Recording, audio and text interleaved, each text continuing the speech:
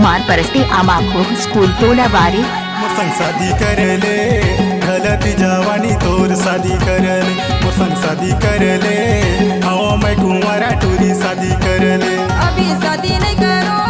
हाँ मैं नादान टूरा शादी नहीं करो अभी शादी नहीं करो हवा से अनजान टूरा शादी नहीं करो शादी करले मोर संग बिहाव क्या नाम है आपका? डीजे उमेश कुमार परस्ते करले अभी शादी नहीं करो हाँ मैं नादान टूरा शादी नहीं करो मुसंग शादी करले आओ मैं कुंवारा टूरी शादी करले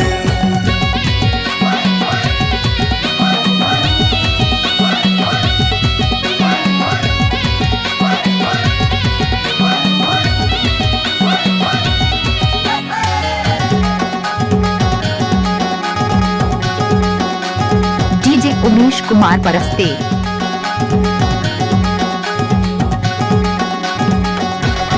थाली में रोटी और पानी भर गिलास मान जाना रानी तोर दाइल कहूँ सास इस रास्ता में टूरा ताए धरे मोरे हाथ घर में मोर ताई दादा से कर लेना बात डीजे उमेश कुमार परस्ते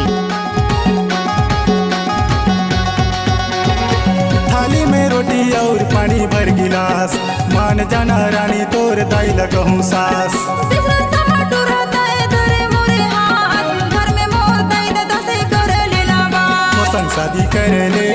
ढलती जवानी तोर शादी करले मोसंग शादी करले आओ मैं कुंवारा टूरी शादी करले अभी शादी नहीं क्या नाम है आपका? हाँ, मैं डीजे नादान उमेश टूरा कुमार शादी नहीं परस्ते। करो। अभी शादी नहीं करो हवा से अनजान टूरा शादी नहीं करो एक माँ जिस बेटे को 20 साल में जेंटल बनाती है, एक लड़की उसे 20 मिनट में मेंटल बनाती है।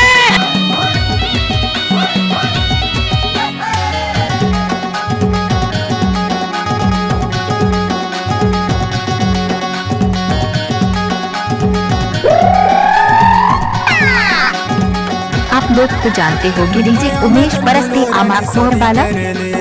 मौका नहीं मिले रानी डोली चढ़ले आज ते बैंड बजा लेके बारात दुल्हन बना के मोला ले जा तोरे साथ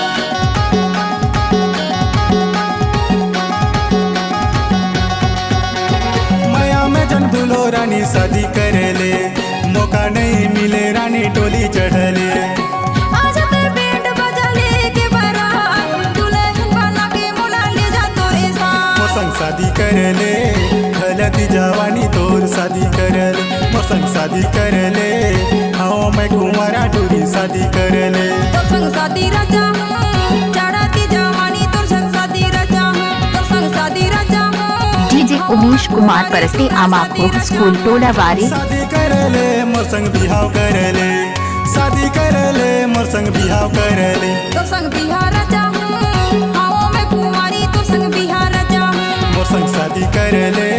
करले भरोसा रानी शादी करले तोर संग बिहार रचा हूँ चढ़ाती जवानी तोर संग बिहार रचा हूँ मोर संग शादी करले